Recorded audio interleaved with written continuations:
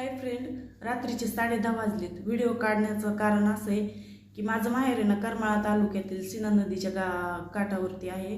त्यामुळे एवढं नदीला पूर आला आहे. ही तिसरी वेळ आहे पूर येण्याची आणि लोकांच्या घराघरामध्ये पाणी घुसले, वावरामध्ये घुसले. तर या काळामध्ये एकमेकांना साथ द्यावी, एकमेकांशी मदत करावी, मला एवढंच वाटतं. आणि सरकारने पण लक्ष द्यावं.